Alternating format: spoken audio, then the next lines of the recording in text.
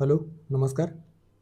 The MPSC classmate या YouTube चॅनलवर तुम्हा सर्वांचं परत एकदा स्वागत आहे. राज्यसेवा पूर्वपरीक्षा 2025च्या अनुषंगाने आपण subject wise revision through PYQs ही सिरीज आपण सुरू केलेलं होतं आणि या अंतर्गत आपण पॉलिटी किंवा राज्यव्यवस्था या अंतर्गत साधारणतः 8 लेक्चर आपण आपल्या यूट्यूब चॅनलवर अवेलेबल करून दिलेलं आहे. या 8 लेक्चरमध्ये जे काही महत्त्वपूर्ण PYQs आहेत आणि त्या PYQच्या अनुषंगाने थीम बेसवर आधारित जे प्रकरणे आहेत किंवा जे प्रकरण आपल्या परीक्षेत रिपीट होऊ शकतात किंवा त्यावरचा जो काही PYQs आहे तो रिपीट होऊ शकतो, असे PYQs आपण त्या ठिकाणी बघितलेलं आहे आणि त्या अनुषंगाने आपण रिव्हिजन देखील केलेलं आहे. ओके, सो ते लेक्चर तुम्ही बघू शकता. त्याची वेगळी प्लेलिस्ट किंवा जी प्लेलिस्ट आहे ते तुम्हाला आपल्या यूट्यूब चॅनलवर मिळेल. त्यानंतर आपण अर्थशास्त्र या विषयाला सुरुवात केलेली होती आणि एकंदरीतच काही पर्सनल प्रॉब्लेम आणि हेल्थच्या इश्यूजमुळे हे जे काही लेक्चर आहे ते आपण मध्यंतरी बंद केलेलं होतं किंवा थांबवलेलं होतं. सो आपण ते आता शेवटपर्यंत कंटिन्यू करूयात. या लेक्चरमध्ये 10व्या दिवशी अर्थशास्त्र अर्थात इकॉनॉमिक्स या विषयाअंतर्गत आपण आपल्या टेलिग्राम चॅनलवर क्लासमेट PYQs लायब्ररी या अंतर्गत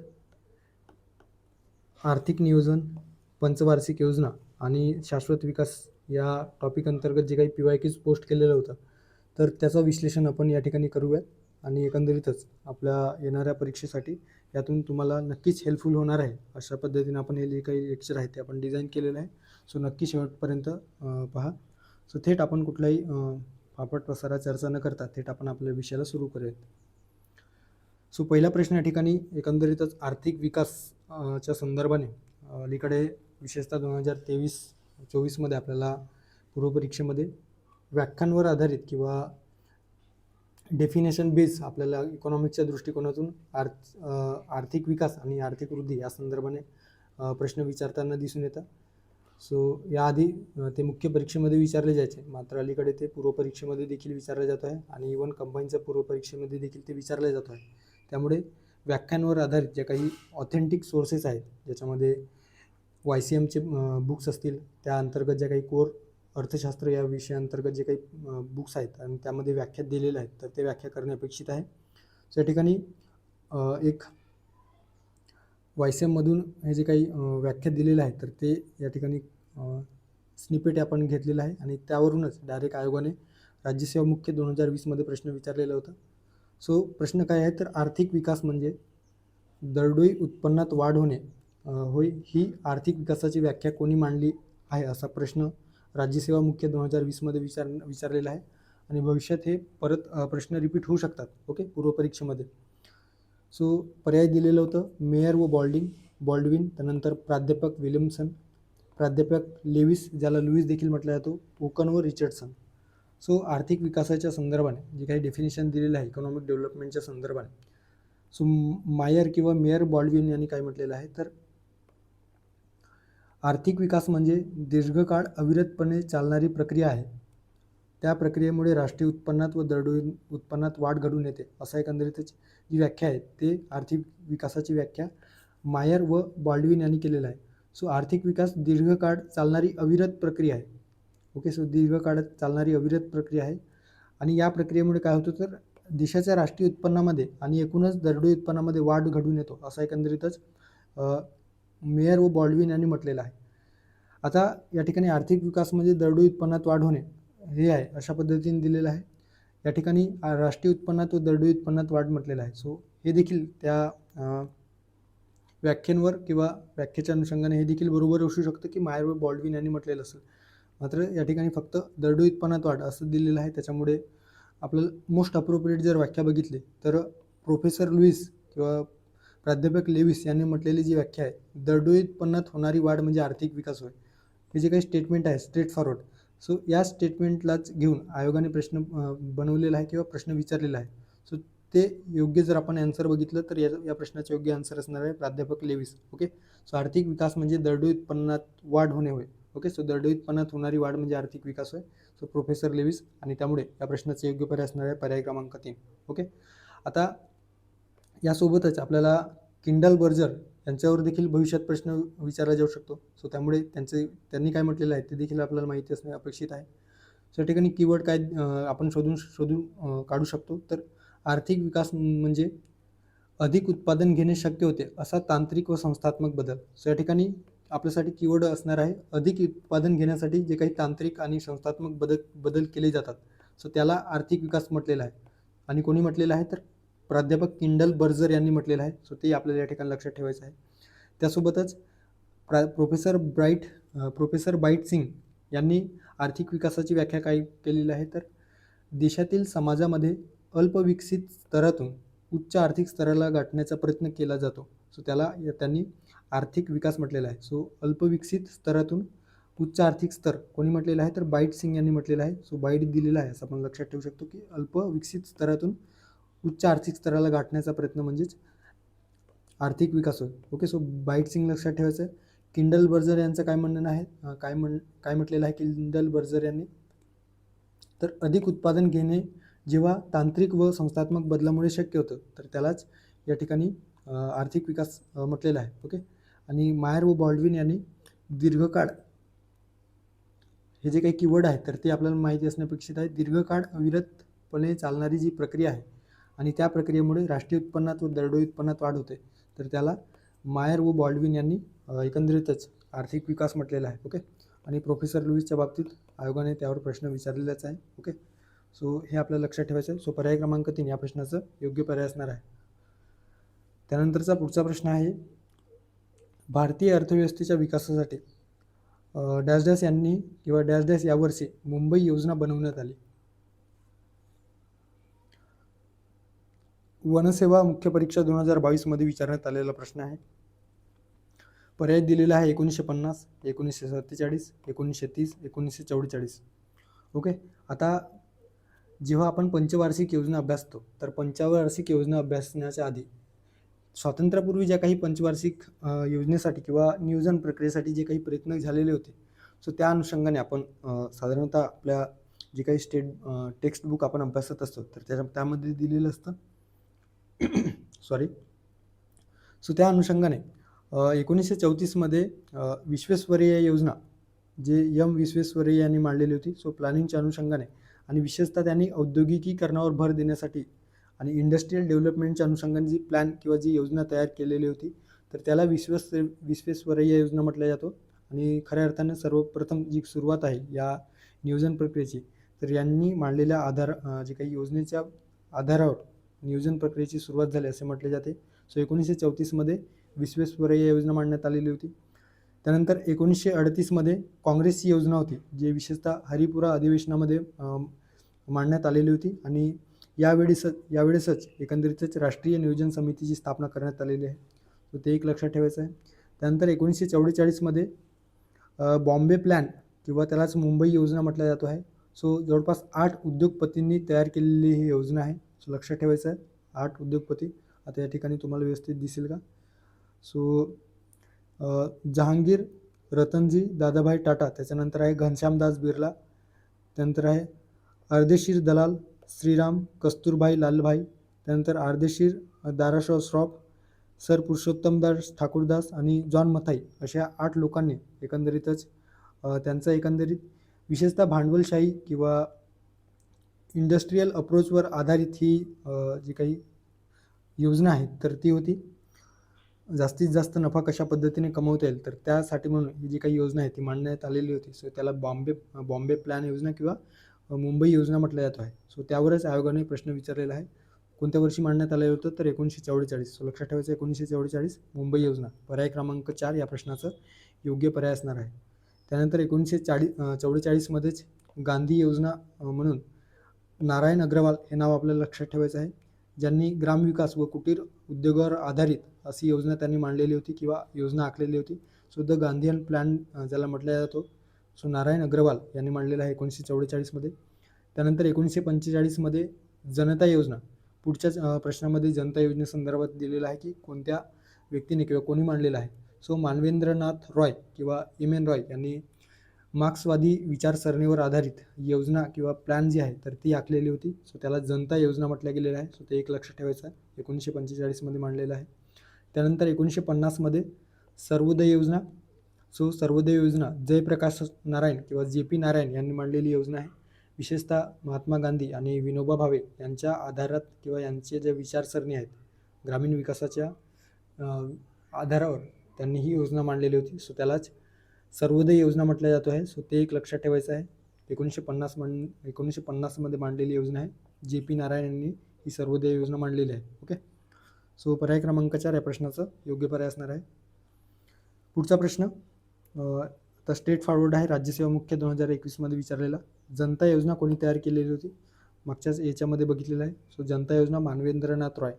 सो पर्याय क्रमांक 2 श्री मानवेंद्रनाथ रॉय या प्रश्नाचं योग्य पर्याय असणार आहे. त्यानंतर पुढचा प्रश्न राज्यसेवा पूर्व 2020मध्ये विचारण्यात आलेला आणि नीती आयोगाच्या संदर्भाने या ठिकाणी प्रश्न विचारण्यात आलेला आहे. भारतीय नियोजन आयोगाची जागा नीती आयोगाने जानेवारी 2015 पासून घेतली आहे असा एकंदरीत पहिल्या स्टेटमेंटमध्ये दिल्या गेलेला आहे. दुसरा आहे ब स्टेटमेंट काय दिलेलं आहे तर प्रमाणक स्थापक नियोजन हे नीती आयोगाचे मार्गदर्शक तत्व आहे.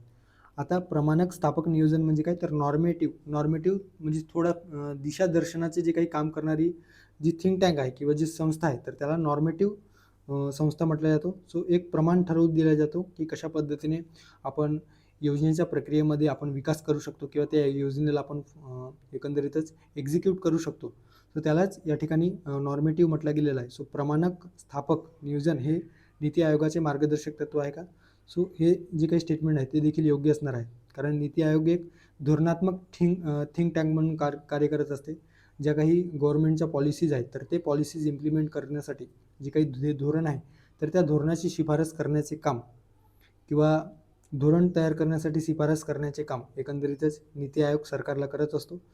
सो त्यासाठी म्हणूनच या नीती आयोगाची स्थापना करण्यात आलेली आहे. त्याच्यामुळे ब जे विधान आहे तर ते विधान देखील या ठिकाणी योग्य असणार आहे. ओके, आता पहिल्या विधानात दिलेलं होतं की नियोजन आयोगाच्या जागी नीती आयोगाने जानेवारी 2000 थोडक्यात भारतीय नियोजन आयोगाची जागा नीती आयोगाने जानेवारी 2015 पासून घेतली आहे का?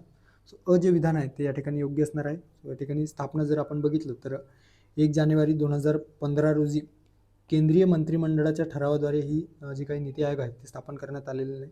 या ठिकाणी लक्षात ठेवायचं आहे नीती आयोग हे नॉन स्टॅट्युटरी नॉन कॉन्स्टिट्युशनल तर आहेच, नॉन कॉन्स्टिट्युशनल. ओके, त्यासोबतच ती नॉन स्टॅट्युटरी आहे. ओके, सो नॉन स्टॅट्युटरी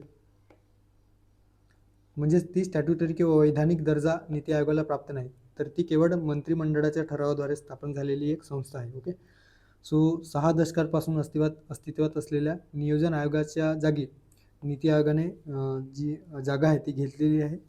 आणि सुरुवातीला नियोजन आयोग जे होतं ते टॉप डाऊन अप्रोचवर काम करत होतं. म्हणजे वरून खाली एखादा योजना वरून ठरवल्या जायची आणि त्याला खालती कशा पद्धतीने इम्प्लिमेंट करायचे आहे तर त्यासाठी जी काही प्रक्रिया आहे किंवा धोरण आहे ते नियोजन आयोगातर्फे ठरवले जायचे.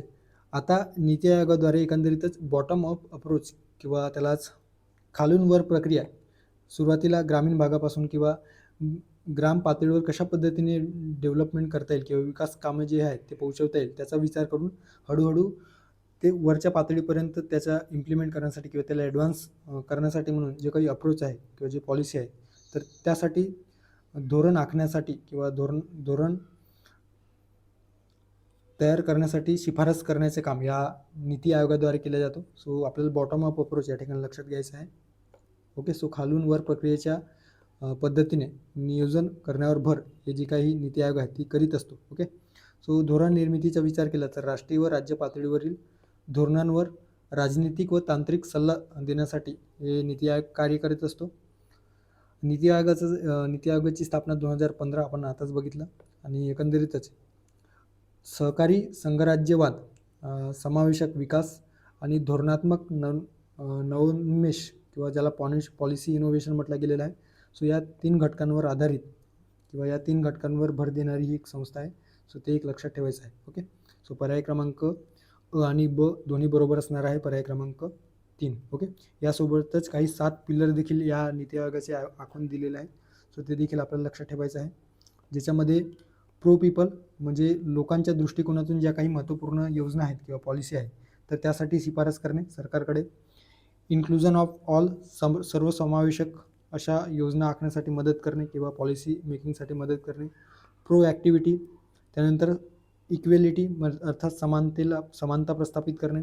पार्टिसिपेशन, जन भागीदारीच्या कशा पद्धतीने त्या योजनेमध्ये किंवा पॉलिसीमध्ये समावेश होईल, सो त्या दृष्टिकोनातून देखील नीती आयोग विचार करत असतो. ट्रान्सपरन्सी आणि एम्पॉवरमेंट.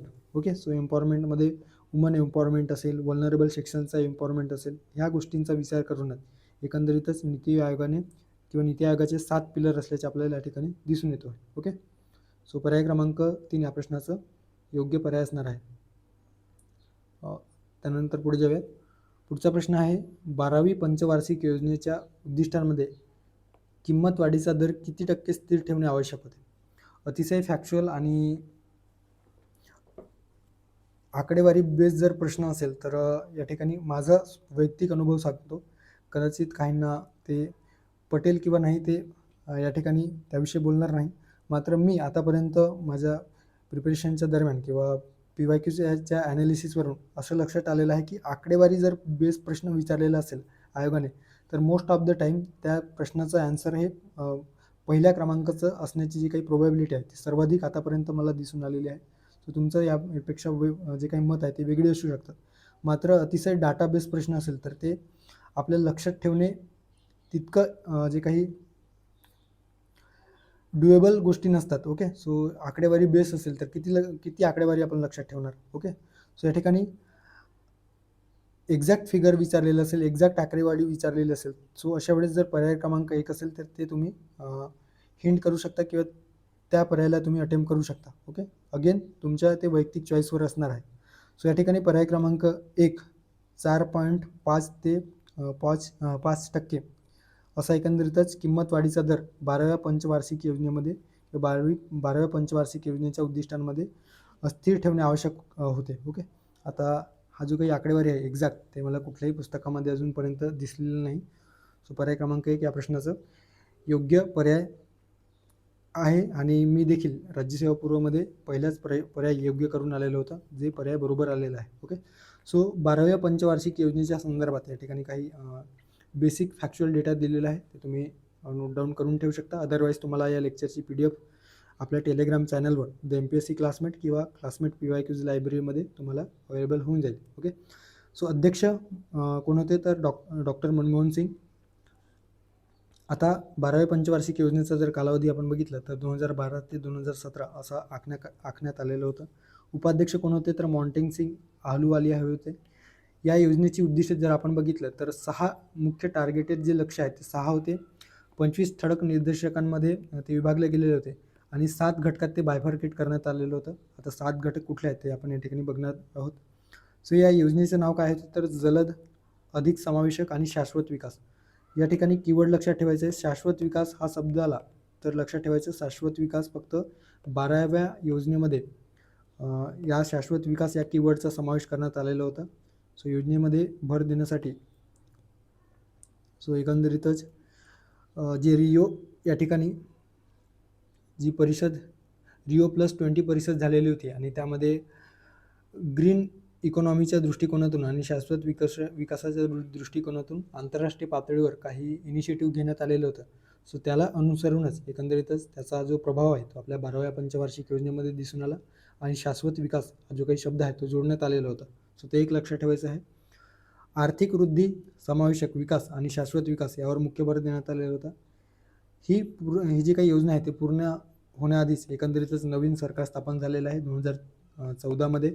ओके, NDA गव्हर्नमेंट, आणि त्याच्यामुळे जे काही नियोजन आयोग आहे ते कोलॅप्स झाला आणि त्याऐवजी नीती आयोगाने नवीन जी काही नीती थिंक टँक ज्याला आपण म्हणत असतो तिचा जन्म झालेला आहे. ओके, सो या ठिकाणी जे काही मुख्य घटक आहेत तर त्याच्यामध्ये आर्थिक वाढ किती होतं, दारिद्र्य व बेरोजगारीचे जे उद्दिष्ट काय ठेवण्यात आलेले होते, शिक्षण असेल, आरोग्य, पायाभूत सुविधा, पर्यावरण व शाश्वतता, सेवा पुरवण्याच्या बाबतीत काय ठळक उद्दिष्ट ठेवण्यात आलेलं होतं. सो आर्थिक वाढीच्या बाबतीत लक्षात ठेवायचं आहे. आर्थिक वाढीच्या बाबतीत एकंदरीतच उद्दिष्ट काय होतं तर 8.2% GDPच्या जे वार्षिक दर आहे ते गाठणे. मात्र जे काही वृद्धी दर किती साध्य झालेला आहे तर 6.9%. ओके, आता GDP आधारित काही वृद्धी दर उद्दिष्ट ठेवण्यात आलेलं होतं, ज्यावर आयोगाने यापूर्वी राज्यसेवा मुख्य असेल किंवा इतर मुख्य परीक्षांमध्ये प्रश्न विचारलेला आहे. कृषी घटकासाठी 4%, उद्योगासाठी 9.11% आणि सेवासाठी 10.11% असं एकंदरीतच GDP आधारित उद्दिष्टे या ठिकाणी ठरवण्यात आलेले होते 12व्या पंचवार्षिक योजनेमध्ये. दारिद्र्य व बेरोजगारीचा विचार करता दारिद्र्याचे प्रमाण या पंचवार्षिक योजनेमध्ये 10% कमी करणे, कौशल्य विकासावर भर देणे आणि 50 दशलक्ष रोजगार उपलब्ध करणे असं एकंदरीत उद्दिष्ट ठेवण्यात आलेलं होतं. सो दारिद्र्याचे प्रमाण जे आहे ते एकूण दारिद्र्याच्या प्रमाणापैकी 10% दारिद्र्याचे प्रमाण कमी करणे, कौशल्य आधारित विकासावर भर देणे आणि जवळपास 50 दशलक्ष जे काही रोजगार आहेत, 5 मिलियन रोजगार उपलब्ध करून देणे असं एकंदरीत या ठिकाणी उद्दिष्ट ठेवण्यात आलेलं होतं. त्यानंतर शिक्षणातील असमानता दूर करणे, शाळेत प्रवेशाची जी सरासरी आहे ती 7 वर्षे करण्याचे ठरवण्यात आलेलं होतं. त्यासोबतच माध्यमिक शिक्षण गळती 10% कमी करणे, यासोबतच जे काही एनरोलमेंट रेशो आहे ते 90% करणे आणि 80% प्रौढ साक्षरता साध्य करणे हे उद्दिष्ट होते. आरोग्याच्या बाबतीत एकूण जनन दर टोटल फर्टिलिटी रेट 2.1% कमी करणे, शिशु मृत्यूदर 25%, नॉट 25%, तर 1000 बालकांमागे 25 इतके कमी करणे हे शिशु मृत्यूदराच्या बाबतीत. माता मृत्यूदराच्या बाबतीत 1 लाख मातांमागे जे काही बाळाला जन्म देणाऱ्या 1 लाख मातांमागे माता मृत्यूदराचे प्रमाण हे 100पर्यंत कमी करणे असं एकंदरीत ठरवण्यात आलेलं होतं. कुपोषणाचे प्रमाण निम्मे करणे, वैश्विक आरोग्य सेवा पुरवणे, जे काही युनिव्हर्सल हेल्थ कव्हरेज आहे ते पुरवणे हे देखील या ठिकाणी उद्दिष्ट ठेवण्यात आलेलं होतं. त्यासोबतच पायाभूत सुविधांच्या बाबतीत GDPच्या 9% जो काही खर्च आहे तो पायाभूत सुविधांच्या बाबतीत करणे या ठिकाणी ठरवण्यात आले होतं. लक्षात ठेवायचं आहे GDPच्या 9% करणे. Okay.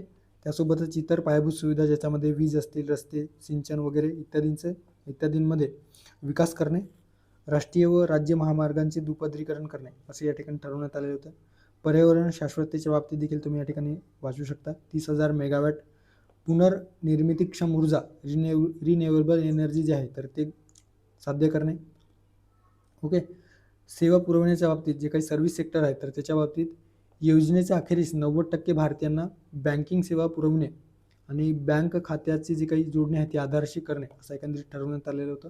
So it's all about 12व्या पंचवार्षिक योजनेच्या बाबतीत हे जे काही फॅक्च्युअल आहे तर ते तुम्ही लक्षात ठेवायचं आहे. सो या प्रश्नाचा योग्य पर्याय असणार आहे पर्याय क्रमांक 1, 4.5 ते 5.0. ओके.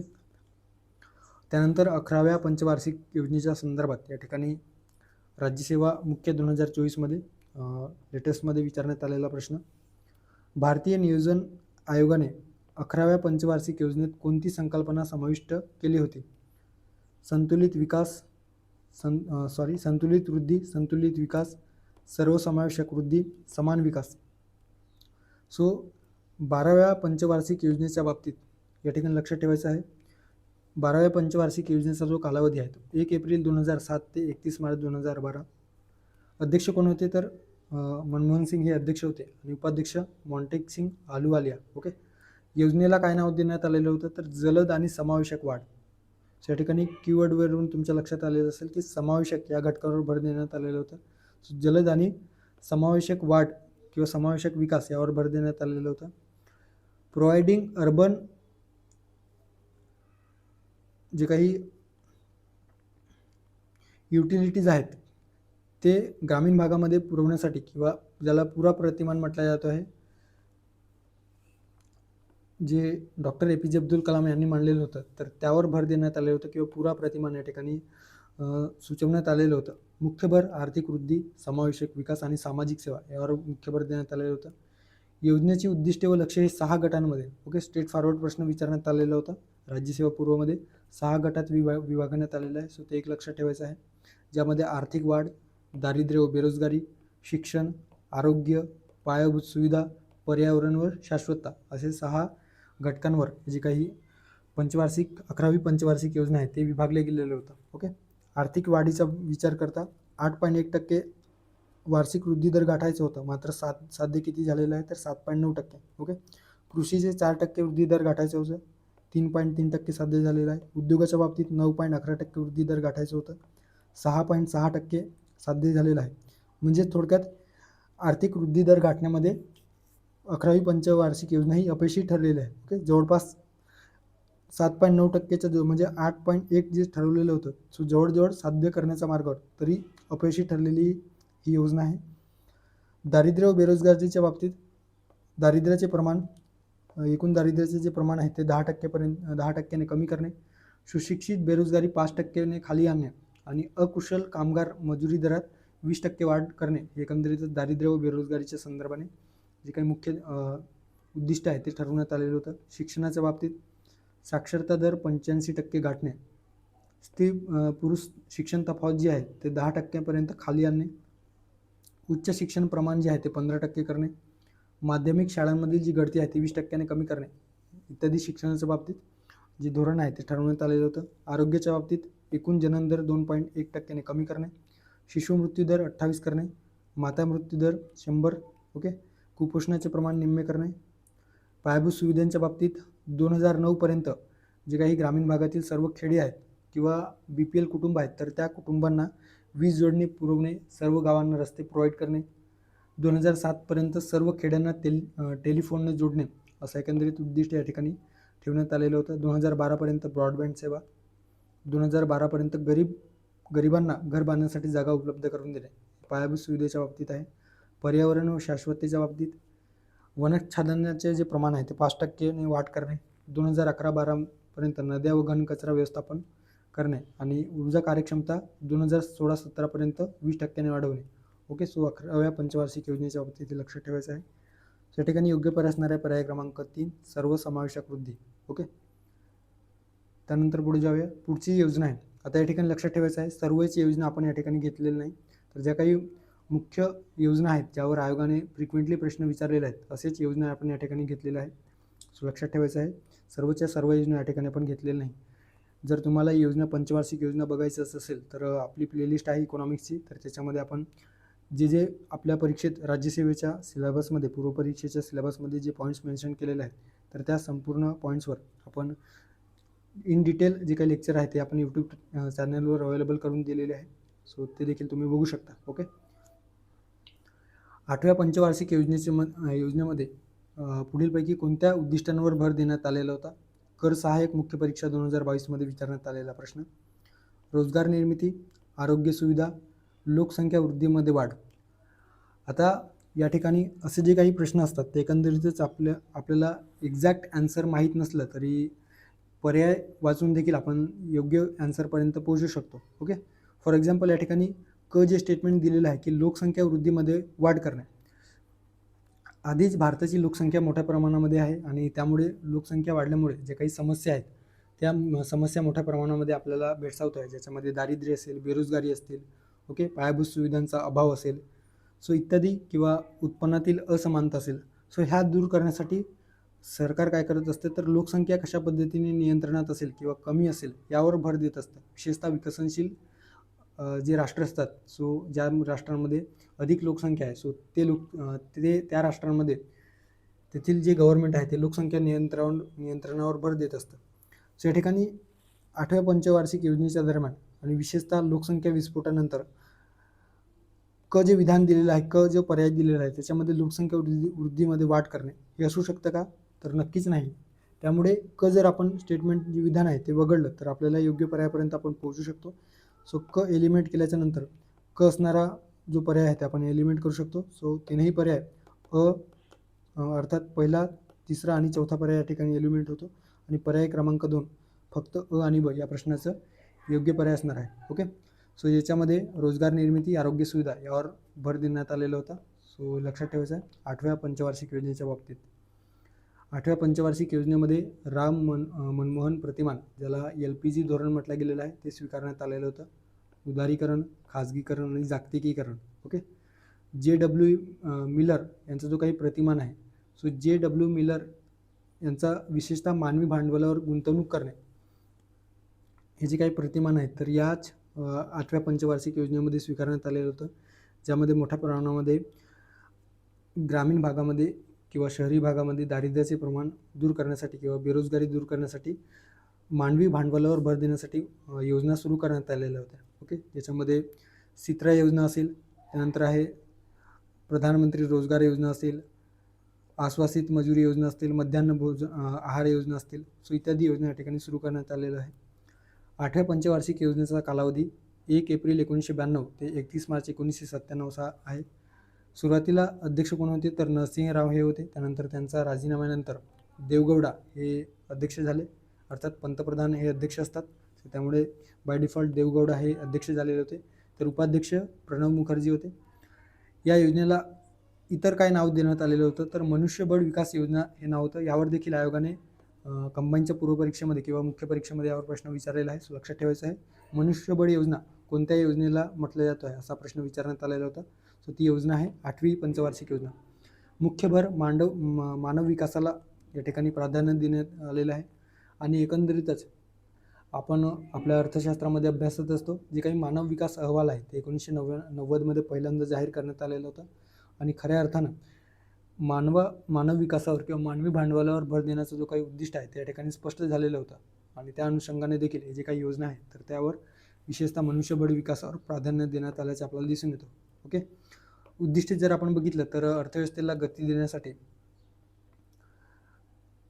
5.6% हे जे काही उद्दिष्ट आहे ते ठरवण्यात आलेलं होतं. आणि वार्षिक वृद्धी दर किती साध्य झालेला आहे तर GDP आधारित 6.8% अर्थात यशस्वी झालेली ही एक योजना आहे. आपण म्हणू शकतो वृद्धी दराच्या बाबतीत आर्थिक वृद्धी साध्य करण्यामध्ये यशस्वी झालेली ही योजना आहे. सो लक्षात ठेवायचं आहे 8वी पंचवार्षिक योजना 5.6% आपण वृद्धी दर ठरवलेलं होतं आणि 6.8% आपण वृद्धी दर गाठलेला आहे. ओके, सर्वाधिक खर्च यावर देखील आयोगाने प्रश्न विचारलेला आहे. सर्वाधिक खर्च ऊर्जा क्षेत्रावर करण्यात आलेला होता 27%.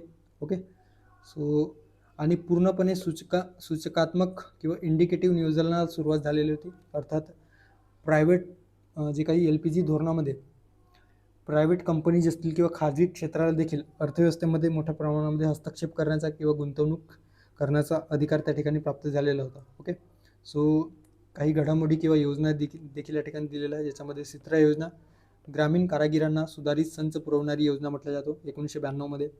23 डिसेंबर 1993मध्ये MP-LADS नावाची योजना आहे. यावर देखील पूर्वपरीक्षेत आयोगाने प्रश्न विचारलेला आहे, ज्याला खासदार स्थानिक क्षेत्र विकास कार्यक्रम म्हटला गेलेला आहे. ओके, प्रधानमंत्री रोजगार योजना 2 ऑक्टोबर 1993, मध्यान्ह आहार योजना 15 ऑगस्ट 1995, आश्वासित मजुरी योजना ओके 2 ऑक्टोबर 1993. त्याच्यानंतर आहे राष्ट्रीय सामाजिक सेवा योजना 15 ऑगस्ट 1995, गंगा कल्याण योजना 1997, संगम योजना 15 ऑगस्ट 1996, अपंग व्यक्ती गटाला स्वयंरोजगारासाठी 15,000 रुपयांची मदत या संगम योजनेअंतर्गत करण्यात येत असे.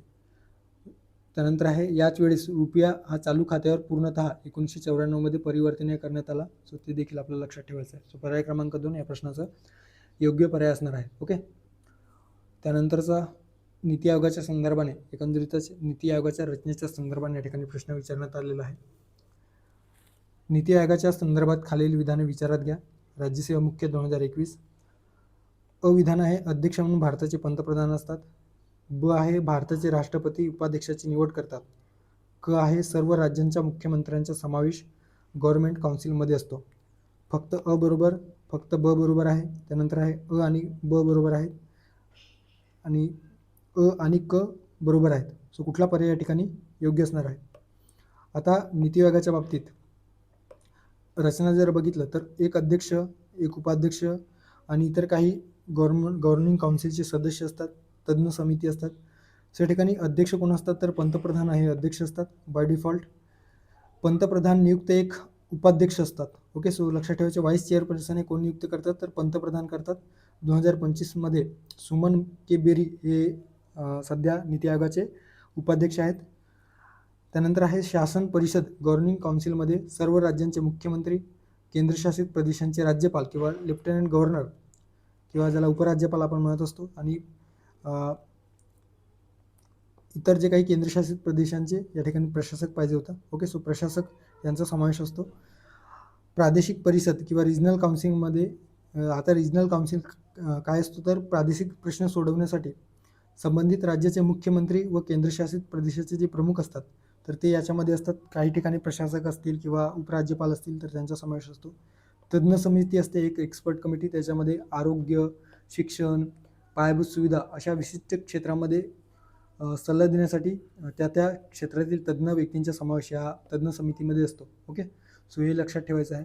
सदस्यांचे प्रकार जर आपण बघितलं तर पूर्णवेळ सदस्य, अर्धवेळ सदस्य, ज्याच्यामध्ये विद्यापीठ असतील, संशोधन संस्था असतील, पदसिद्ध सदस्य यांच्या ठिकाणी समावेश असतो. मुख्य कार्यकारी अधिकारी, सचिव दर्जाच्या अधिकाऱ्यांपैकी पंतप्रधान नियुक्त एक मुख्य कार्यकारी अधिकारी असतो. सध्या कोण आहेत ते तुम्ही कमेंट बॉक्समध्ये सांगणार आहात. या ठिकाणी तुमच्यासाठी होमवर्क असणार आहे. ओके, सो सध्या नीती आयोगाचे मुख्य कार्यकारी अधिकारी किंवा CEO कोण आहेत ते तुम्ही कमेंट बॉक्समध्ये मेन्शन करणार आहात. प्रश्नात काय दिलेलं आहे तर नीती आयोगाच्या संदर्भात खालील विधाने विचारात घ्यायचं आहे आणि योग्य विधान फाइंड आउट करायचं आहे. अविधान आहे, अध्यक्ष म्हणून भारताचे पंतप्रधान असतात. सो अध्यक्ष कोण असतात तर ऑफकोर्स भारताचे पंतप्रधान असतात. सो बरोबर आहे. भारताचे राष्ट्रपती उपाध्यक्षांची निवड करतात का तर हे चुकीचं आहे. तर भारताचे पंतप्रधान हे उपाध्यक्षांची निवड करीत असतात. त्याच्यामुळे ब जे विधान आहे ते चुकीचं आहे. सर्व राज्यांचा मुख्यमंत्र्यांचा समावेश गव्हर्नमेंट काउन्सिलमध्ये किंवा गव्हर्निंग काउन्सिलमध्ये असतो. सो हे बरोबर आहे. या ठिकाणी आपण बघितलेलं आहे सर्व राज्यांचे मुख्यमंत्री, केंद्रशासित प्रदेशांचे राज्यपाल किंवा प्रशासक यांचा समावेश असतो. त्यामुळे अ आणि क बरोबर आहे. सो अ आणि क बरोबर असणारा पर्याय आहे पर्याय क्रमांक 4. अ आणि क बरोबर आहे. सो पर्याय क्रमांक 4 या प्रश्नाचं योग्य पर्याय असणार आहे. त्यानंतर आहे दुसऱ्या पंचवार्षिक योजनेच्या संदर्भात आखणीच्या वेळीस दास यांनी वेतन वस्तू प्रतिमानावर भर दिला असा एकंदरीत प्रश्न आहे. STI मुख्य परीक्षा 2021, CN वकील आणि PR ब्रह्मानंद, IG Patel, JR Bhagwati, CN वकील, PC महालनोबिस, PR ब्रह्मानंद, JR भगवती. सो दुसऱ्या पंचवार्षिक योजनेमध्ये कोणत्या प्रतिमानावर भर देण्यात आलेलं होतं आणि कोणी ते तयार केलेलं होतं असा एकंदरीत प्रश्न आहे. ओके, सो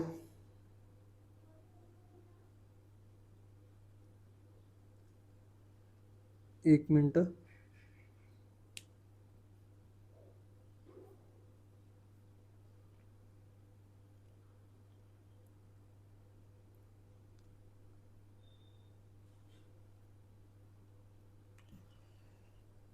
ठीक आहे, चला. सो दुसऱ्या पंचवार्षिक योजनेचा कालावधी जर आपण बघितलं तर 1 एप्रिल 1956 ते 31 मार्च 1961 असा दिलेला आहे. अध्यक्ष कोण होते तर पंतप्रधान जवाहरलाल नेहरू होते. उपाध्यक्ष TT कृष्णमाचारी हे होते. या योजनेचं जे नाव आहे ते योजनेला काय नाव देण्यात आलेलं होतं तर भौतिकवादी योजना म्हणून या योजनेला संबोधण्यात आलेलं होतं. मुख्य भर कशावर होतं तर मूलभूत व अवजड उद्योगावर, कारण पहिल्या पंचवार्षिक योजनेमध्ये कृषी उद्योगावर मोठ्या प्रमाणामध्ये भर देण्यात आलेलं होतं आणि त्यामुळे दुसऱ्या पंचवार्षिक योजनेमध्ये उद्योग किंवा जे काही मूलभूत व उद्योग आहे तर त्या उद्योगावर, अवजड उद्योगांवर भर देण्यात आलेला आहे. ज्याच्यामध्ये भिलाई असेल, दुर्गापूर असेल, राऊरकेला असेल या ठिकाणी लोह पोलाद उद्योगाची स्थापना करण्यात आलेली होती. आता वृद्धी दर किती होतं तर NNP आधारित वृद्धी दर ठरवण्यात आलेलं होतं, ज्याच्यामध्ये 4.5% वार्षिक वृद्धी दर साध्य करायचं होतं. साध्य किती झालेलं आहे तर 4.2% NNP आधारित वृद्धी दर साध्य झालेला आहे. अर्थातच वृद्धी दराच्या बाबतीत जी काही योजना आहे तर ती फेल झाल्याचे आपल्याला म्हणू शकतो. ओके, सो जे काही वृद्धी दर आहेत ते गाठण्यात ही योजना अपयशी झालेली होती. सर्वाधिक खर्च कुठे करण्यात आलेलं होतं तर ते लक्षात ठेवायचं आहे वाहतूक व दळणवळण. सो वाहतूक व दळणवळण या क्षेत्रावर सर्वाधिक जे काही खर्च आहे ते करण्यात आलेलं होतं.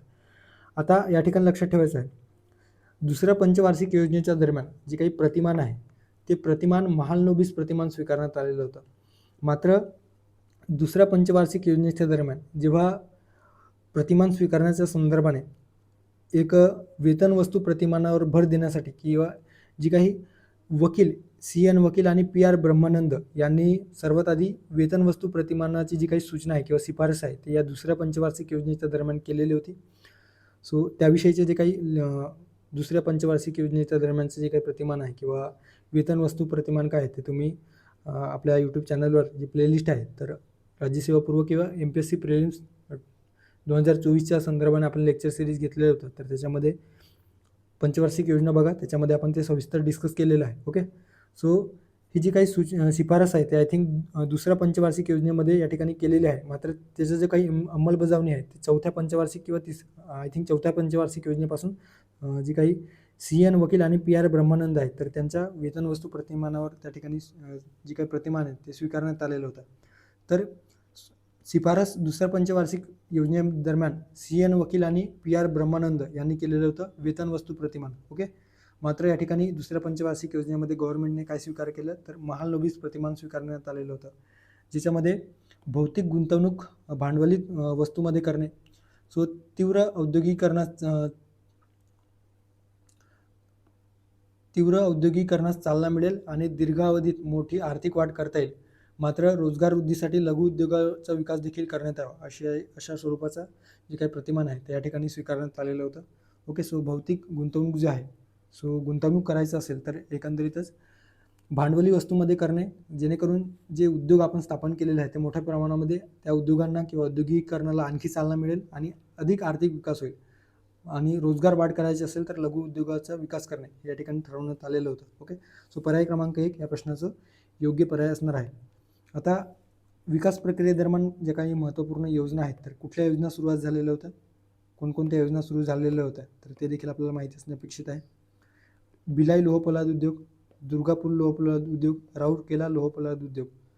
भिलाई लोहपोलाद उद्योग रशियाच्या मदतीने 1955 मध्ये, दुर्गापूर लोहपोलाद उद्योग इंग्लंडच्या मदतीने, राऊरकेला लोहपोलाद उद्योग जर्मनीच्या मदतीने 1958 मध्ये, त्यानंतर दुसरे औद्योगिक धोरण जे आहे ते 30 एप्रिल 1956 रोजी जाहीर झालेलं होतं या दरम्यान.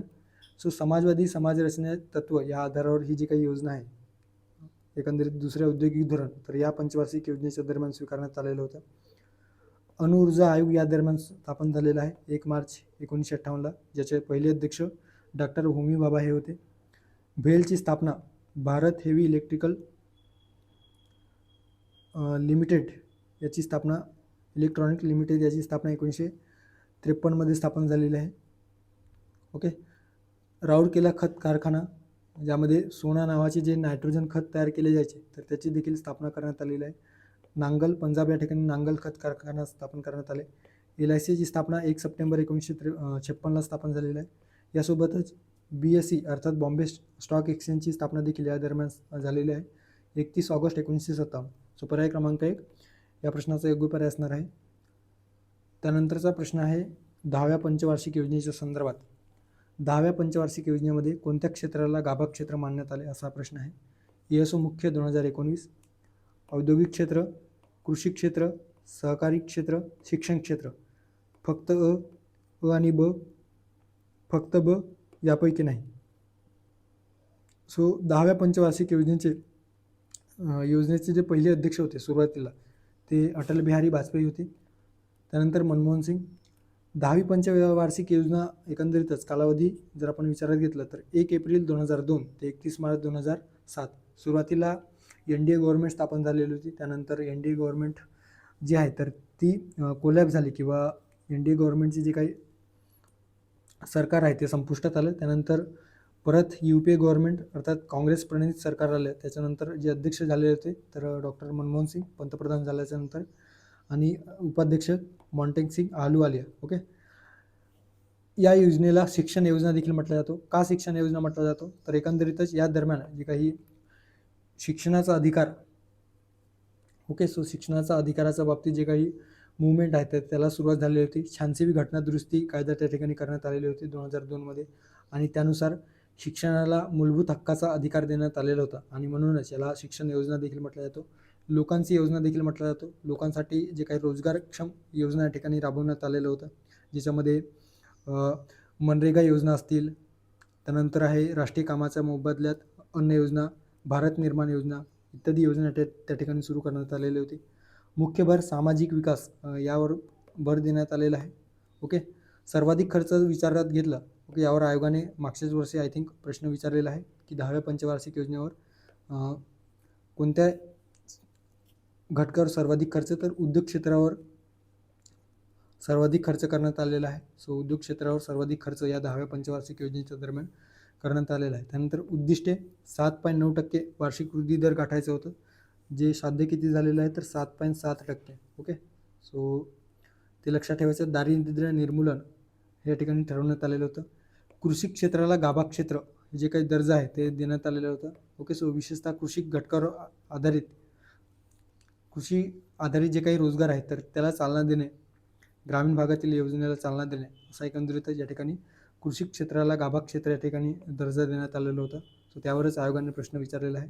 महिला सबलीकरण, रोजगार निर्मिती, औद्योगिक उत्पादनात एकंदरीतच 10% वृद्धी दर गाठणे, असं एकंदरीत या ठिकाणी उद्दिष्ट ठेवण्यात आलेले होते.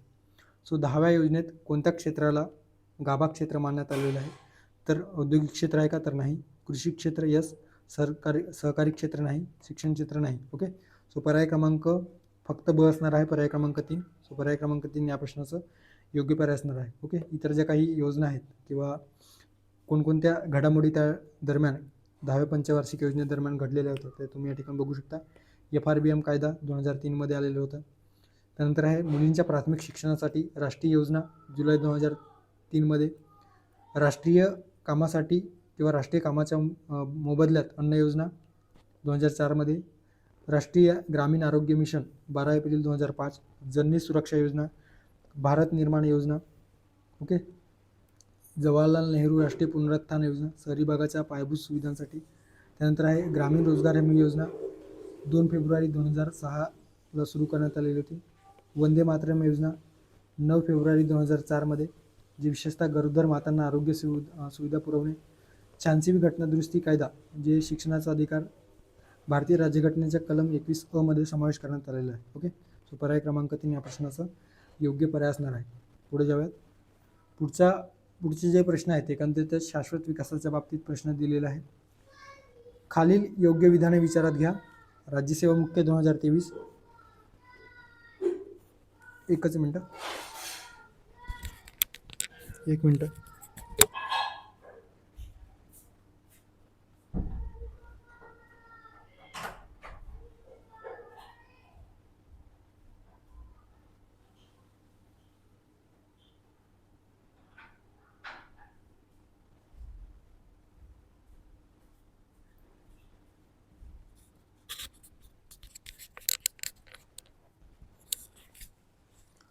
सो त्यानंतरचा प्रश्न शाश्वत विकासाच्या बाबतीत त्या ठिकाणी दिलेला आहे. राज्यसेवा मुख्यमध्ये विचारण्यात आलेला प्रश्न आपल्याला योग्य विधान या ठिकाणी विचारात घ्यायचं आहे. विधान आहे 2015 शाश्वत विकास उद्दिष्टांची संख्या 30 इतकी होती.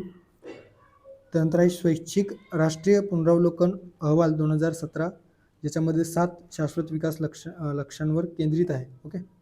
सो या ठिकाणी शाश्वत विकासाच्या बाबतीत प्रश्न विचारण्यात आलेला आहे. सो सुरुवातीला 2015 शाश्वत विकास उद्दिष्टांची संख्या 30 होती का? सो 30 होती का? तर ते चुकीचं आहे. एकंदरीतच शाश्वत विकासाच्या बाबतीत आपण 17 ध्येय ठरवण्यात आलेलं होतं किंवा ठरवलेलं होतं. ओके. 2015 जे आपल्याला 2030 पूर्ण करायचं होतं. त्यामुळे जे विधान आहे ते चुकीचं आहे. सो विधान आपण एलिमिनेट करू शकतो. त्यानंतर आहे स्वैच्छिक राष्ट्रीय पुनरावलोकन अहवाल जे भारताद्वारे भारतातील किती प्रगतींचा किंवा भारतामध्ये ज्या काही SDGs जे आहेत तर त्यासाठी किती घटकांवर किंवा किती शाश्वत विकासावर लक्ष केंद्रित करण्यात आलेलं आहे. सो त्या अनुषंगाने जो अहवाल 2017 प्रकाशित झालेला होता तर त्यावर 7 शाश्वत विकासावर भर देण्यात आलेलं होतं किंवा केंद्रित करण्यात आलेलं होतं. ओके. सो 7 शाश्वत विकासाच्या ध्येयावर लक्ष केंद्रित करण्यात आलेलं होतं. त्याच्यामुळे जे विधान आहे ते विधान या ठिकाणी योग्य असणार आहे. ओके. सो फक्त पर्याय क्रमांक 2 या प्रश्नाचं योग्य पर्याय असणार आहे. आता शाश्वत विकास जे ध्येय आहेत सस्टेनेबल डेव्हलपमेंट गोल्स सुरुवातीला 2000 एकंदरीतच MDGs किंवा मिलेनियम डेव्हलपमेंट गोल्स ज्याला सहस्त्रक विकास लक्ष्य म्हटलं गेलेलं आहे जे 2015 साध्य करायचे होते आणि त्यामध्ये 8 ध्येय निश्चित करण्यात आलेलं होतं. आपण पुढच्या स्लाईडमध्ये बघणारच आहोत. ओके. सो त्यासाठी एक न्यूयॉर्कमध्ये परिषद भरलेली होती 2000 आणि 2015 सहस्त्र विकास ध्येय पूर्ण करायचे होते. 2015 काही ध्येय जे आहेत ते किंवा जे मोस्ट ऑफ द जे ध्येय आहेत या मिलेनियम डेव्हलपमेंट गोल्स अंतर्गत किंवा सहस्त्र विकास अंतर्गत ठरवलेल्या ते गाठू शकलेलं नव्हतं. तर त्याच्यानंतर नवीन शाश्वत विकासावर आधारित किंवा ग्रीन इकॉनॉमीला केंद्रीभूत मानून एकंदरीतच पर्यावरणाच्या दृष्टिकोनातून अनुकूल असा ध्येय स्वीकारण्याची गरज त्यावेळेस निर्माण झालेली होती दरम्यानच्या काळामध्ये पॅरिस परिषद असेल, 2012मध्ये रिओ 20+ परिषद असेल, हवामान बदलासंदर्भाने, पर्यावरण किंवा वसुंधरा परिषदच्या संदर्भाने. तर त्याला अनुसरून परत 2015मध्ये एक परिषद न्यूयॉर्क या ठिकाणी भरलेली आहे, अमेरिकेतील न्यूयॉर्क या ठिकाणी, ज्याला सस्टेनेबल डेव्हलपमेंट गोल्स परिषद म्हटलं गेलेलं आहे. सस्टेनेबल डेव्हलपमेंट गोल परिषद. ओके. सो या परिषदेमध्ये 17 प्रकारची जे काही SDG आहे ते स्वीकारलेलं होतं, जे 2030पर्यंत 31 डिसेंबर 2030पर्यंत आपल्याला साध्य करायचं आहे. ओके. सो 1 जानेवारी 2016पासून ते 31 डिसेंबर 2030पर्यंत ते साध्य करायचं आहे. सो ते एक लक्षात ठेवायचं आहे. ओके. आता 2012च्या रिओ 20 परिषदेला अनुसरून 2015मध्ये एकंदरीतच आपण न्यूयॉर्क या ठिकाणी परिषद, जे काही न्यूयॉर्कमध्ये युनायटेड नेशन्सचे मुख्यालय आहे, तर त्या ठिकाणी 150हून अधिक देश एकत्र आलेले होते आणि त्यांनी नवीन एजेंडाला औपचारिक मान्यता दिलेली होती. तर त्याचं नाव लक्षात ठेवायचं आहे, transforming our world the 2030 agenda for sustainable development 2030. Okay. So हे नाव आपल्याला लक्षात ठेवायचं आहे कायमचं. सो यावर देखील प्रश्न मुख्य परीक्षेत विचारलेला आहे. आणि या अंतर्गत 2030पर्यंत 17 शाश्वत विकास उद्दिष्टे, 169 उद्दिष्टांचा या ठिकाणी समावेश होता. ओके. 169 निर्देशकांचा या ठिकाणी समावेश होता. सो ते एक लक्षात ठेवायचं आहे. सो या ठिकाणी फक्त ब या प्रश्नाचं योग्य पर्याय असणार आहे, पर्याय क्रमांक 2. ओके. सो कुठले ध्येय आहेत, तर पहिला आहे नो पॉवर्टी, अर्थात गरिबी पूर्णतः नष्ट करणे. दुसरा आहे झिरो हंगर, भूकमारीचे जे काही प्रमाण आहे ते पूर्णतः नाहीसा करणे. ध्येय क्रमांक 3मध्ये गुड हेल्थ अँड वेलबिंग, चांगले आरोग्य, सुयोग्य आरोग्य आणि योग्य राहणीमान. ध्येय क्रमांक 4 क्वालिटी एज्युकेशन. ओके, गुणवत्तापूर्ण शिक्षण. ध्येय क्रमांक 5 जेंडर इक्वॅलिटी, अर्थात जे काही लिंग समानता आहे ते प्रस्थापित करणे. ध्येय क्रमांक 6मध्ये क्लीन वॉटर आणि सॅनिटेशन. ओके, स्वच्छता आणि पेय, ड्रिंकिंग वॉटर कसे तर क्लीन, स्वच्छ पेयजल. ओके. त्यानंतर ध्येय क्रमांक 7मध्ये अफोर्डेबल अँड क्लीन एनर्जी, स्वच्छ ऊर्जेच्या बाबतीत.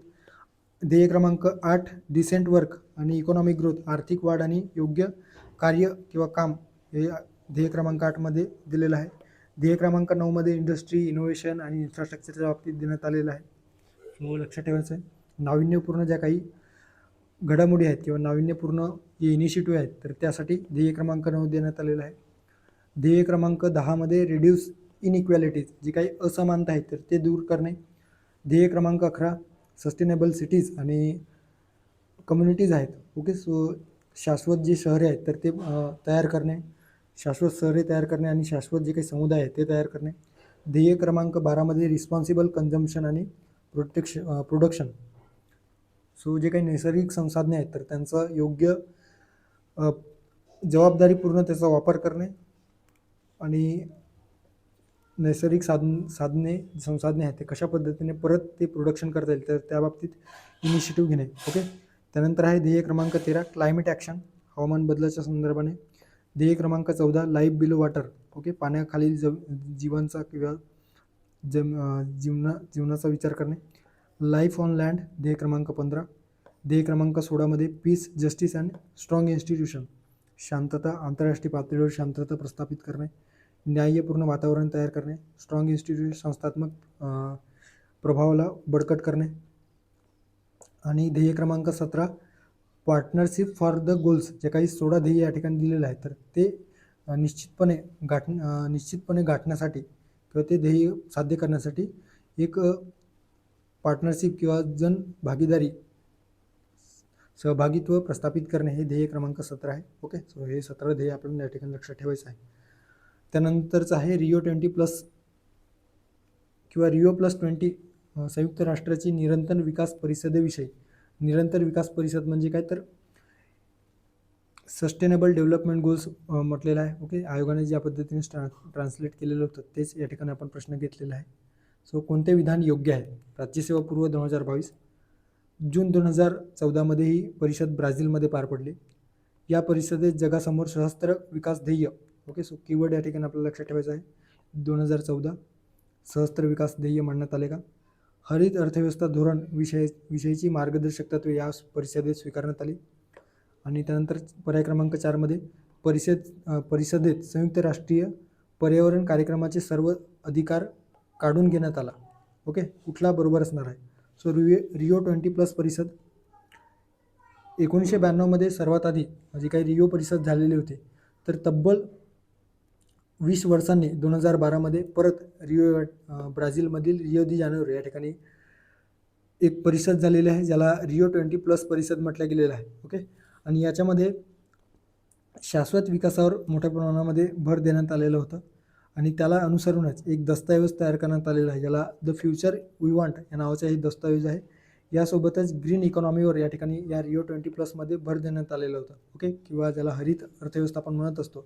सो हरित अर्थव्यवस्थेच्या बाबतीत डेव्हिड पियर, एडवर्ड बार्बियर आणि अनिल मार्कंडे यांनी blue print for green economy या नावाचं पुस्तक देखील लिहिलेलं आहे. यासोबतच शाश्वत विकास आणि ग्रीन इकॉनॉमी यावर या ठिकाणी भर देण्यात आलेलं होतं. ओके, सो ते एक लक्षात ठेवायचं आहे. आणि भविष्य आम्हाला हवे आहे किंवा द फ्युचर वी वॉन्ट या नावाचा जो काही दस्तऐवज आहे ते तयार करण्यात आलेलं होतं. ओके, सो हे लक्षात ठेवायचं आहे. आणि आपल्याला प्रश्नात विचारलेलं होतं की जून 2014 रिओ 20+ परिषद पार पडली का? तर चुकीचं आहे. या ठिकाणी 2012 पाहिजे होतं, त्यामुळे जे विधान आहे ते चुकीचं आहे. ब मध्ये किंवा पर्याय क्रमांक 2 दिलेलं आहे सहस्त्र विकास ध्येय मांडण्यात आले, चुकीचं आहे. MDGs जे आहे सहस्त्र विकास ध्येय ते 2000 स्वीकारण्यात आलेलं होतं आणि SDGs सस्टेनेबल डेव्हलपमेंट गोल ते 2015 ओके 2012 स्वीकारण्यात आलेलं नव्हतं, त्यामुळे पर्याय क्रमांक 2 देखील चुकीचा आहे. पर्याय क्रमांक 3 हरित अर्थव्यवस्था, सो ग्रीन इकॉनॉमीवर भर देण्यात आले. सो पर्याय क्रमांक 3 या प्रश्नाचा योग्य पर्याय असणार आहे. सो याविषयी मार्गदर्शक तत्त्वे परिषदेने स्वीकारलेली होती, सो ते बरोबर आहे. आणि या परिषदेत संयुक्त राष्ट्रीय पर्यावरण कार्यक्रमाचे सर्व अधिकार काढून घेण्यात आले का? तर अधिक अधिकार देण्यात आले होतं, त्यामुळे निगेटिव्ह स्टेटमेंट आहे, त्यामुळे पर्याय क्रमांक 4 देखील चुकीचा आहे. सो पर्याय क्रमांक 3 या प्रश्नाचं योग्य पर्याय असणार आहे. त्यानंतर पुढचा प्रश्न राज्यसेवा पूर्व 2021 शाश्वत विकास ध्येय यांच्या संदर्भात खालीपैकी कोणते विधान योग्य आहे? सो योग्य विधान या ठिकाणी आपल्याला फाइंड आउट करायचं आहे. अविधान आहे शाश्वत विकासाच्या संदर्भातील संयुक्त राष्ट्राची परिषद रिओ दी जानेरो या ठिकाणी 2015 पार पडली. सुरुवातीला सांगितलेलं होतं न्यूयॉर्क या ठिकाणी 2015 पार पडलेलं आहे, त्यामुळे जे विधान आहे ते चुकीचं आहे. ओके, 2015 शाश्वत विकासातील जी काही परिषद आहे ती पार पडलेली होती संयुक्त राष्ट्राच्या मुख्यालयामध्ये. ओके, सो रिओ दी जानेरो चुकीचं आहे. शाश्वत विकास ध्येय हे जागतिक ध्येय म्हणून ओळखले जातात. हे जे विधान आहे ते बरोबर आहे. जे जागतिक ध्येय आहेत जे आपल्याला साध्य करायचं होतं 2030 किंवा साध्य करायचं आहे. ओके, क विधान आहे शाश्वत विकास ध्येय अर्थात सस्टेनेबल डेव्हलपमेंट गोल्स यांनी सहस्त्र विकासातील विकास ध्येयांची किंवा MDGची जागा घेतलेली आहे. सो बरोबर आहे. MDGजला रिप्लेस करून किंवा सहस्त्र विकास ध्येयाला रिप्लेस करून आपण सस्टेनेबल डेव्हलपमेंट गोल स्वीकारलेला आहे, त्यामुळे क जे स्टेटमेंट आहे ते देखील बरोबर आहे. आणि ड विधान आहे शाश्वत विकास ध्येय जानेवारी 2012 अस्तित्वात आले, चुकीचं आहे. 2015 ते अस्तित्वात आलेलं आहे, जे आपण 1 जानेवारी 2016 ते 31 डिसेंबर 2030 साध्य करायचं आहे. ओके, त्यामुळे ड जे स्टेटमेंट आहे ते देखील चुकीचं आहे. सो फक्त ब आणि क बरोबर असणारा पर्याय क्रमांक 3 ब आणि क. ओके, इतर जे काही सस्टेनेबल डेव्हलपमेंट गोलच्या बाबतीत त्या ठिकाणी तुम्ही हे बघू शकता. एक PMFIS नावाची काही इन्स्टिट्यूट आहे, तर त्यामध्ये हे छान पद्धतीने ग्राफिक्स दिलेलं आहे. सो इन्फोग्राफ ते तुम्ही PDF नंतर रीड करू शकता. ओके, पुढे जाऊयात. पुढचा प्रश्न आर्थिक वृद्धीच्या संकल्पनेवर आधारित एक व्याख्या विचारण्यात आलेला आहे. सो आर्थिक वृद्धी सुरुवातीला आपण आर्थिक विकासाच्या संदर्भाने व्याख्या बघितलेलं होतं. सो या ठिकाणी आर्थिक वृद्धीच्या संदर्भाने राज्यसेवा मुख्य 2021 विचारलेले एक व्याख्या आहे किंवा संकल्पना आहे. सो आर्थिक वृद्धीची पुढील संकल्पना कोणी मांडलेली आहे असा प्रश्न आहे. आर्थिक वृद्धी म्हणजे बचत दर आणि लोकसंख्येत होणाऱ्या वाढीमुळे दीर्घकाळात क्रमाने आणि स्थिरपणे होणारा बदल आहे, असा एकंदरीतच कोणत्या अर्थतज्ञाने म्हटलेलं आहे. ओके, सो आर्थिक वृद्धी म्हणजे बचत दर आणि लोकसंख्येत होणाऱ्या वाढीमुळे दीर्घकाळात क्रमाने आणि स्थिरपणे होणारा बदल कोणी म्हटलेला आहे? सो आर्थिक वृद्धीच्या बाबतीत या ठिकाणी जे वेगवेगळे व्याख्या आहेत ते तुम्ही बघू शकता. सो ही जी काही व्याख्या आहे तर ते प्रोफेसर शुम्पीटर यांनी म्हटलेलं आहे.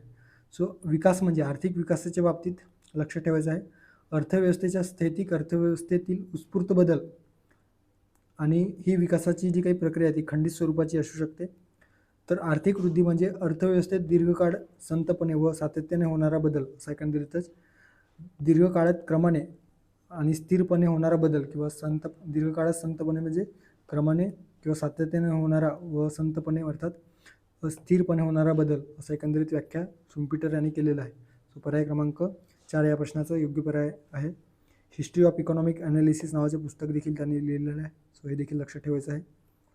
जे के मेहतर यांनी काय व्याख्या दिलेली आहे, तर आर्थिक विकास होत असताना होणारे जे काही गुणात्मक स्वरूपाचे बदल असतात तर ते आर्थिक विकास या कन्सेप्टमध्ये येतात. तर संख्यात्मक स्वरूपाचे जे बदल आहेत तर ते आर्थिक वृद्धी या संकल्पनेमध्ये येतात, असं एकंदरीत जी व्याख्या आहे तर ती जे के मेहतर यांनी केलेलं आहे. ओके. उत्सुर्ला हिक्स यांनी काय म्हटलेलं आहे, तर विकसनशील देशातील प्रगतीची प्रक्रिया या ठिकाणी विकास होय, तर विकसित देशातील वाढीची प्रक्रिया म्हणजे वृद्धी होय, असं एकंदरीतच उर्सुला हिक्स यांनी म्हटलेलं आहे. ओके.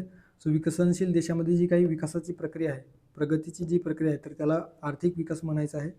आणि विकसित देशामध्ये आर्थिक वृद्धीमध्ये जी वाढ होते तर त्याला आर्थिक वृद्धी म्हणायचं आहे, असं एकंदरीत त्या ठिकाणी व्याख्या दिलेलं आहे. सो पर्याय क्रमांक 4 या प्रश्नाचं योग्य पर्याय असणार आहे. पुढे जाऊयात. पुढचा आणि या लेक्चरमधील शेवटचा प्रश्न राज्यसेवा पूर्व 2019मध्ये विचारण्यात आलेला प्रश्न आहे. खालीलपैकी कोणते सहस्त्रक विकास ध्येय नाही? अतिगरिबी आणि भूक यांचे उच्चाटन करणे, सार्वत्रिक प्राथमिक शिक्षण साध्य करणे, बालमृत्यूदर कमी करणे, कृषी शाश्वतता साध्य करणे. ओके. आता मिलेनियम डेव्हलपमेंट गोल्स जे आहे सहस्त्रक विकास उद्दिष्ट जे संयुक्त राष्ट्रांनी 2002 साली स्वीकारलेली होती न्यूयॉर्क या ठिकाणी. ओके. सो 189 देशांच्या सहमतीने 8 प्रकारचे आंतरराष्ट्रीय उद्दिष्टे निश्चित करण्यात आलेले होतं, जे 2015पर्यंत पूर्ण करायचे होते. यामध्ये पहिलं आहे दारिद्र्य व उपासमार निर्मूलन, जे पहिल्याच याच्यामध्ये दिलेलं आहे पहिल्या पर्यायामध्ये. सो ते या ठिकाणी निश्चित करण्यात आलेलं होतं. आणि आपल्याला विकास ध्येय नाही म्हटलं गेलेलं आहे, सहस्त्रक विकास ध्येय नाही, त्यामुळे पर्याय क्रमांक 1 आपला पर्याय असणार नाही. सार्वत्रिक प्राथमिक शिक्षण हे देखील होतं, त्यामुळे दुसरा पर्याय देखील या ठिकाणी MDGच्या संदर्भाने असणार आहे. तिसऱ्या पर्यायात दिलेला आहे बालमृत्यूदर. ओके. जे MDGs 4 किंवा सहस्त्र विकास ध्येय जे आहे ते 4थ्या क्रमांकाच्या सहस्त्र विकास ध्येयाच्या बाबतीत दिसून येतं. सो ते देखील आपण या सहस्त्र विकास ध्येयाच्या बाबतीत बघू शकतो. यासोबतच लिंग समानता आणि महिलांचे सबलीकरण, माता मृत्यू दरात सुधारणा करणे, HIV, एड्स, मलेरिया आणि इतर रोगांवर नियंत्रण मिळवणे, पर्यावरणीय शाश्वतता सुनिश्चित करणे आणि जागतिक भागीदारी विकसित करणे, हे असे 8 प्रकारचे ध्येय या मिलेनियम डेव्हलपमेंट गोल्स अंतर्गत ठरवण्यात आलेलं होतं. जे कृषी शाश्वतता साध्य करणे हे या एकंदरीतच मिलेनियम डेव्हलपमेंट गोल्सचं जे काही ध्येय आहे ते नव्हतं. ओके. सो लक्षात ठेवायचं आहे या ठिकाणी कृषी शाश्वतता साध्य करणे हे सहस्त्रक विकासाचे ध्येय नाहीत आणि आपल्याला कुठले ध्येय नाहीत असा प्रश्न विचारलेला आहे. सो पर्याय क्रमांक 4 या प्रश्नाचा योग्य पर्याय असणार आहे. ओके. सो पर्याय क्रमांक 4 योग्य असणार आहे. सो अशा पद्धतीने आपण या ठिकाणी 15 प्रश्न बघितलेले आहे, ज्याच्यामध्ये 5 इयर प्लॅन, आर्थिक नियोजनाच्या बाबतीत जे काही पंचवार्षिक योजना बघितलेल्या आहे, त्यानंतर सस्टेनेबल डेव्हलपमेंट गोल असतील, मिलेनियम डेव्हलपमेंट गोल असतील, ते आपण या ठिकाणी with the help of PIQs आपण ते रिव्हिजन केलेलं आहे किंवा रिवाईज केलेलं आहे. ओके. सो थांबूया या ठिकाणी, भेटूया पुढच्या लेक्चरमध्ये. लेक्चर आवडत असल्यास नक्की चॅनलला लाईक करा, शेअर करा मित्रांना, आणि कमेंट देखील करा, प्रतिसाद देखील तुमचा असू द्या. सो जेणेकरून इन्व्हॉल्वमेंटच्या माध्यमातून आपण जास्तीत जास्त योग्य तो कंटेंट तुमच्यापर्यंत पोहोचवू आणि त्यासाठी नेहमी प्रयत्नरत असू. ओके. सो थँक्यू, धन्यवाद, all the best, stay happy, stay safe.